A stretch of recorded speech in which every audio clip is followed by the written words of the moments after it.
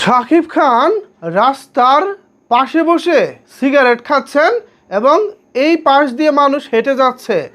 কোথাও যেন শাকিব খানের কোনো ভ্রুক্ষেপ নাই, তিনি তার মতো করে সিগারেট খেয়ে যাচ্ছেন আর রাস্তার মানুষ অবাক হয়ে তার দিকে তাকিয়েছে। কি ঘটনা ঘটে গেল ভাই? শাকিব খান মালয়েশিয়ার রাস্তার পাশে বসে কেন এভাবে মাতালের মতো সিগারেট খাচ্ছেন?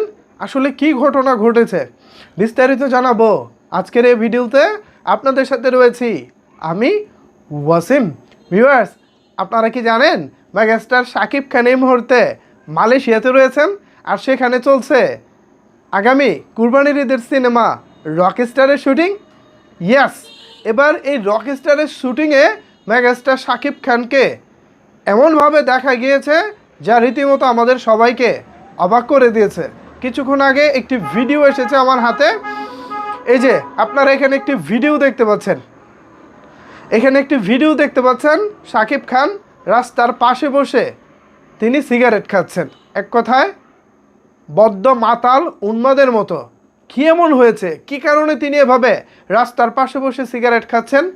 তার আসলে শূন্যতাটা কি? কেন বিষণ্ণ মনে এভাবে রাস্তার পাশে বসে আছেন? এটা জানতে হলে আমাদেরকে অবশ্যই রকস্টার দেখতে হবে। তবে তার আগে যেটা বলতে হয় সেটা হলো, রকস্টারে এখনও পর্যন্ত শাকিব খানের যে লুক দেখলাম, এক কথায় অসাম একটা লুক হয়েছে।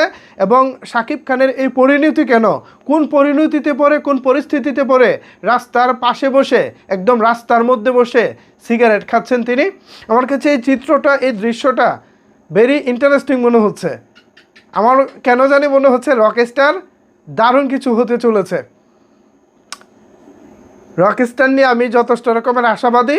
আমি এর আগে বরবাদ নিয়ে অনেক আশাবাদী ছিলাম, ফাটাফাটি ছিল। তুফান নিয়ে অনেক আশাবাদী ছিলাম, দারুণ ছিল। বাট এর মাঝখানে কিন্তু আমি দরদ নিয়ে খুব একটা আশাবাদী ছিলাম না, আদৌ ছবিটা ভালো হয়নি। এমনকি রাজকুমার, হ্যাঁ গল্প ওয়াইজ ভালো ছিল, বাট নির্মাণের দিক থেকে আরও ভালো হতে পারতো। রাজকুমার নিয়েও আমি খুব একটা আশাবাদী ছিলাম না।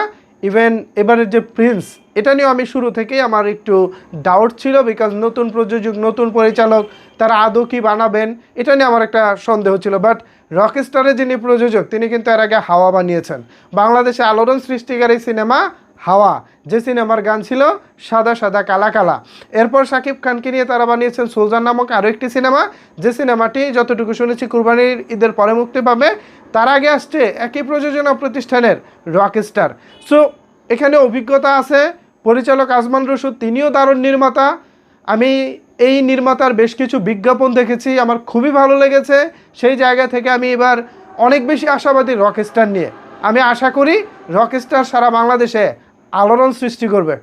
ভিউয়ার্স, রকস্টারে শাকিব খান যে ক্যালমা দেখাচ্ছে, রকস্টারে শাকিব খান যা কিছু ইঙ্গিত দিচ্ছে, আমার কাছে মনে হয় রকস্টার দারুণ কিছুই হতে চলেছে।